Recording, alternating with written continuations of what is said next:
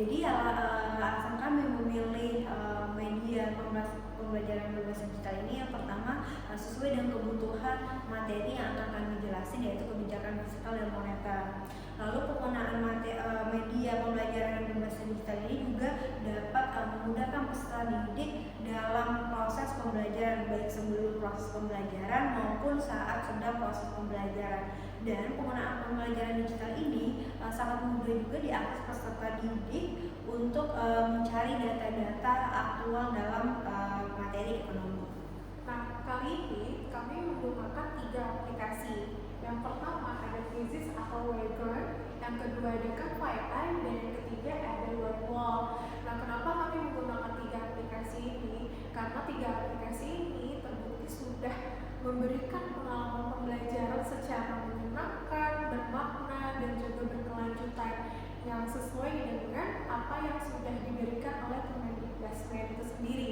Ada joyful, meaningful, dan juga mindful. Berikut adalah cara untuk pembelajarannya. Assalamualaikum warahmatullahi wabarakatuh. Waalaikumsalam warahmatullahi wabarakatuh. Gimana semuanya? Sehat? Alhamdulillah sehat, Bu. Alhamdulillah. Sudah siap untuk belajar? Siap, Bu. Oke, kalau sebelum kita belajar, dicek dulu pakaian seragamnya dan juga dilihat sampah-sampahnya apakah ada. Kalau ada dan tidak pasti, dirapikan terlebih dahulu ya anak-anak. Hari ini siapa yang tidak hadir? Melani, Bu. Oke, Melani. Tapi kenapa? Sakit, Bu. Sakit. Oke, gak apa-apa. Nanti kabarin ya. Semoga Melani bisa cepat sehat. Sebelum kita memulai pembelajaran, alangkah baiknya kita berdoa terlebih dahulu. Berdoa dan kepercayaan masing-masing dimulai. Berdoa diaminkan. Sudah siap belajar semuanya? Sudah, Bu. Sekarang kira-kira kita belajar tentang apa sih? Ada yang sudah tahu? Hari ini kita belajar tentang kebijakan moneter dan fiskal. Kok tahu? Ya, betul sekali Aisyah. Hari ini kita akan belajar tentang kebijakan moneter dan fiskal. Ada yang sudah mengetahui tentang kebijakan moneter dan fiskal? Belum, Bu. Mungkin Ini sih, Bu, karena lagi topiknya lagi apa dengan viral, Menteri Keuangan lebih dominan untuk mengatur dan menentukan kebijakan di moneternya sih, Bu. Oke. Nah, sebelumnya saya akan menjelaskan terlebih dahulu apa sih fungsinya kita belajar tentang ini. Yang pertama, kalian bisa memahami konsep kebijakan moneter dan fiskal serta bagaimana kebijakan ini diterapkan dalam perekonomian suatu negara. Yang kedua, menganalisis dan mengevaluasi dampak kebijakan moneter dan terhadap perekonomian makro. Dan yang ketiga, mampu mengaitkan teori fiskal kebijakan ekonomi dengan kasus-kasus yang nyata yang terjadi dalam perekonomian Indonesia. Nah, nanti silakan dibuka bukunya terlebih dahulu, dibuka laptopnya, karena kita akan belajar dengan diawali kalian mengisi LKPD ini terlebih dahulu. Kalian mencari pengertiannya apa, tujuannya apa, penanggung jawabnya siapa, instrumennya apa aja, dan kira-kira kasus yang terjadi di Indonesia itu seperti apa. Ya, di sini ada 2. Kalian mencari tahu tentang kebijakan moneternya terlebih dahulu, lalu mencari kebijakan fiskal. Nah, sekarang kalian mulai untuk literasi terlebih dahulu ya. Silakan dibuka laptop, bawa laptopnya. Bawa. Kalau bawa laptop, silakan kalian buka dulu laptopnya. Saya cek ini ya. Ibu mau memberikan link tentang materi hari ini. Siapa yang mau bisa di WA? Bisa. Ya, ini sudah saya berikan. Silakan kamu yang baca. Lalu ya. Di sini ya kita akan mempelajari bagaimana sih kebijakan moneter dan fiskal itu terjadi dan bagaimana instrumennya, ya, dan harus apa mengambil keputusannya. Di sini sudah diberikan materinya. Sekarang kalian baca terlebih dahulu, setelah itu dituliskan ke LKPD. Thank you.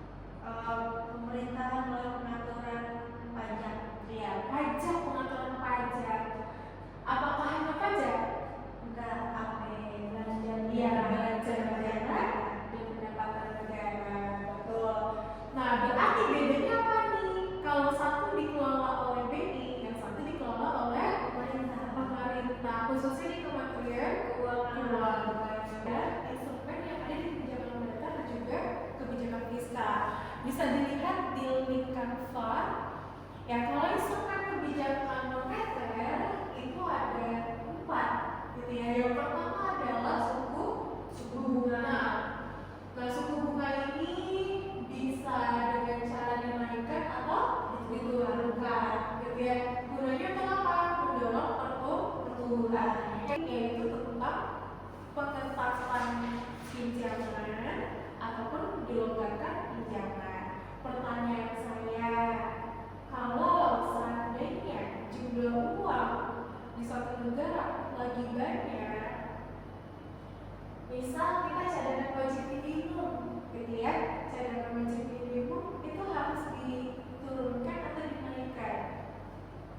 Harus dinaikkan. Iya, kenapa dinaikkan?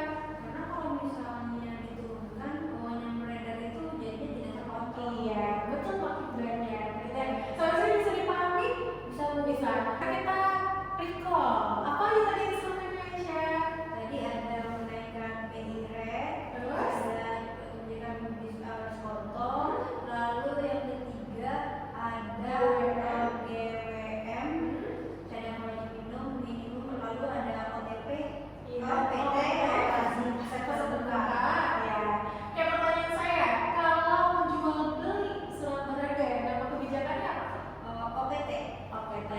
Kalau misalnya diperketat, berarti keadaan perekonomian sedang apa? Sudah tidak baik-baik saja. Soalnya jumlah uang yang beredar sedang banyak, jadi ditekan untuk tidak boleh ngutang dulu biar bisa menstabilkan perekonomian. Nah, berarti kalau kalian sudah memahami, kita kuis bisa? Ya, kita langsung kuis ya anak-anak. Kenapa langsung kuis? Saya ingin tahu seberapa kalian sudah memahami tentang materi ini, khususnya hasil kalian literasi. Ya, sambil menunggu bisa setting, kalian membaca apa yang dihasilkan oleh kalian ya.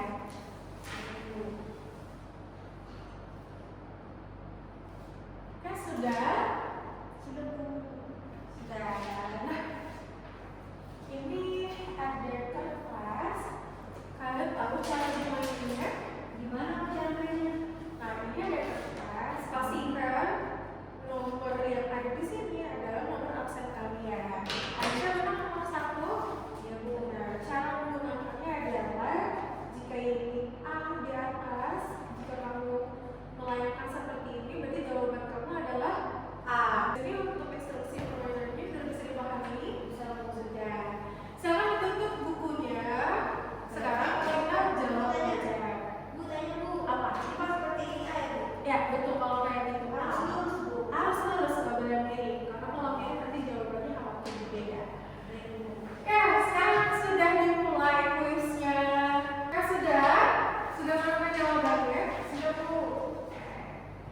Ustaznya akan scan nih, pastikan jawaban kalian benar ya. Satu, salah. Benar atau salah jawabannya B? Kebijakan moneter adalah kebijakannya Dilakukan oleh pemegang otoritas moneter untuk mengubah kondisi untuk mengubah jumlah uang yang beredar. Jawabannya benar. Kira-kira tujuan kebijakan moneter itu apa sih? Bu. Di Bu. Saya scan. Aisyah jawabannya D. Menstabilkan harga-harga. Ya. Yakin? Ya, yakin. Yakin. Kenapa sih akhirnya kebijakan moneter itu tujuannya untuk menstabilkan harga? Karena kalau misalnya harga yang terlalu tinggi, nanti daya belinya nggak ke semua masyarakat bisa Bu. Iya, betul. Kalau harganya naik, timbul inflasi seperti pelajaran kita sebelumnya ya tentang inflasi. Dan kebijakan moneter salah satu cara untuk mengatasi inflasi. Apakah betul? Ya, jawabannya betul. Pertanyaan selanjutnya ya anak-anak. Salah satu contoh kebijakan moneter adalah A. Menaikkan pajak, B. Menghemat pengeluaran pemerintah, dan C. Pemerintah anggaran belanja pemerintah, dan D. Menaikkan cadangan tunai bank-bank umum. Kira-kira yang mana ya? Sudah dapat jawaban? Oke, kalau sudah dapat jawaban, izin untuk Bu Sapti scan ya. Kita cek. Jawabannya adalah yang D, betul. Menaikkan cadangan tunai bank-bank umum. Iya. Kita kirim tulisnya. Sudah dipahami instrumennya? Sudah. Kalau sudah, kita akan lanjut tentang kira-kira apa sih sifatnya dari kebijakan yang sudah disebutkan tadi, gitu ya. Nah, ada dua, ada ekspansif dan juga kontraktif. Bedanya apa sih? Kalau ekspansif, cara cepatnya itu adalah bagaimana kebijakan-kebijakan yang dijalankan untuk menambah jumlah uang beredar. Kalau kontraktif berarti mengurangi jumlah uang beredar. Kalau seandainya OPT ini ada dua, dia kerjanya apa ya? Jual beli. Ya, ada jual, ada beli. Pertanyaan saya, kalau menjual, BI menjual surat berharga ke masyarakat, dia sedang menekankan kebijakan ekspansif atau kontraktif? Kenapa? Karena kan BI jual jadi dapat uang, Bu. Betul. Dia adalah kontraktif. Berarti kalau suku bunganya dinaikkan, sedang bagi siapa? Kontraktif atau ekspansif? Kontraktif. Dia tetap kontraktif. Dan kalau diturunkan Jadi ekspansif. Sampai sini bisa dipahami? Bisa, Bu. Di fiskal ada apa aja tadi instrumennya? Di fiskal ada pajak dan ada belanja belanja pemerintah. Betul. Nah, pajaknya bisa naik, bisa dinaikkan dan turun. Kalau naik berarti dia kontraktif atau ekspansif. Kenapa kontraktif? Jadi kalau pajaknya naik, uang beredar di masyarakat itu sedang lagi banyak. Berarti kalau turun jadi ekspansif. ya, kebijakan fiskal kontraktif dan kebijakan fiskal ekspansif. Silakan dibaca terlebih dahulu, dipahami, nanti kita tulis lagi.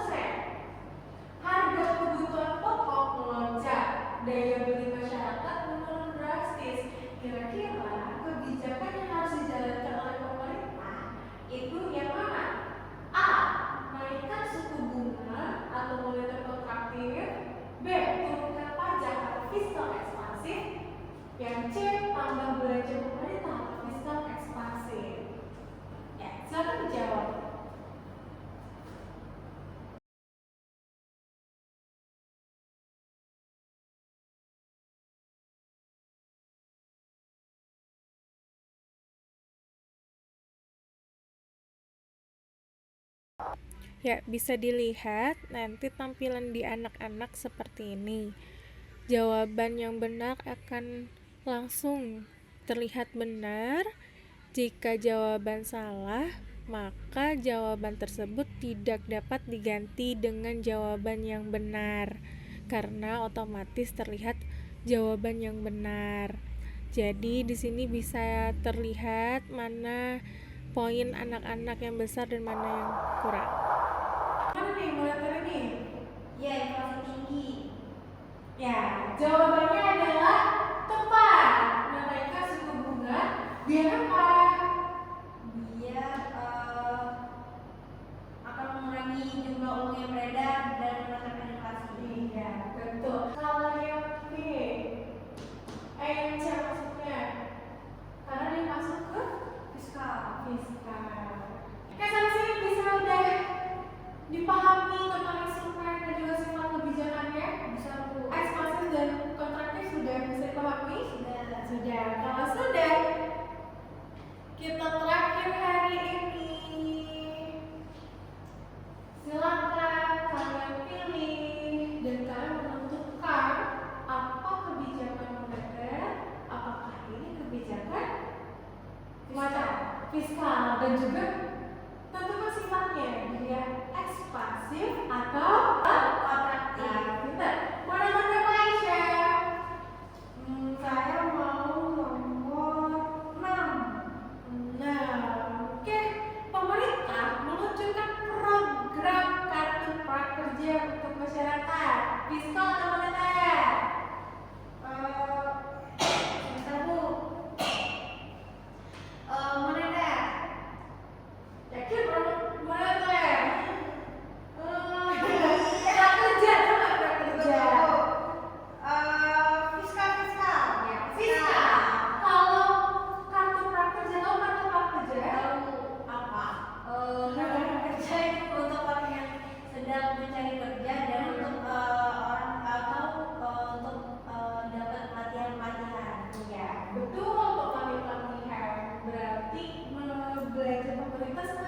Semakin bertambah jadinya. Nah, berarti kebijakan fiskal kepada ekspansif. Kontraktif Bu. Jawabannya adalah Kontraktif. ekspansif. Sampai sini paham?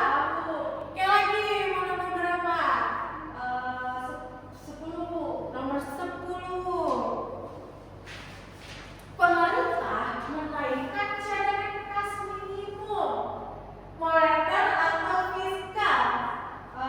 Fiskal. Cadangan kas minimum bank umum. Oh, ini Bu, moneter. Iya, moneter kalau naikin. Iya, moneter. Iya, naikin.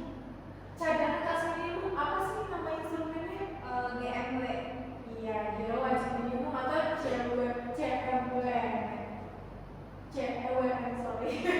Nah, penaikan dana berarti dinaikin cadangannya ekspansif atau kontraktif? Kontraktif. Ekspansif Bu, ekspansif. Jadi salah. Jawabannya ya Kontraktif. Kayak lagi. Saya berapa sih? Sampai sini ada yang mau ditanyakan? Enggak Bu. Enggak. Kalau tidak ada, sudah selesai untuk pembelajaran kali ini. Ada yang mau ditanyakan? Tidak Bu. Tidak. Kalau tidak, maka kita akhiri ya. Silakan dinantikan untuk buku-bukunya dan jangan lupa nanti ada PR ya, mengerjakan tugas yang ada di LMS. Oke, sampai sini. Ada yang mau ditanyakan lagi? Tidak. Berarti dibuka aja ya. Ada kuis di LMS yang harus kalian kerjakan agar makin paham lagi tentang kebijakan moneter dan fiskal. Kali ini pembelajarannya ada apa aja? Yang kamu ingat? Ada pengenaan dari moneter dan fiskal, lalu ada kebijakan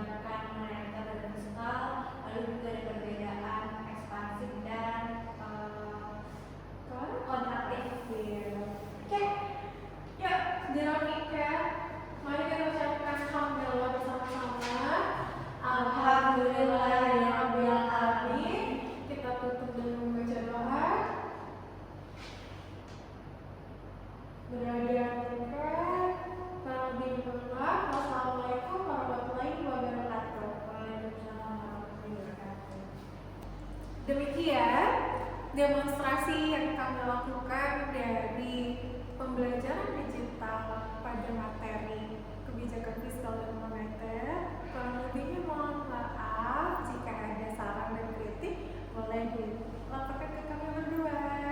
Kami akhiri. Assalamualaikum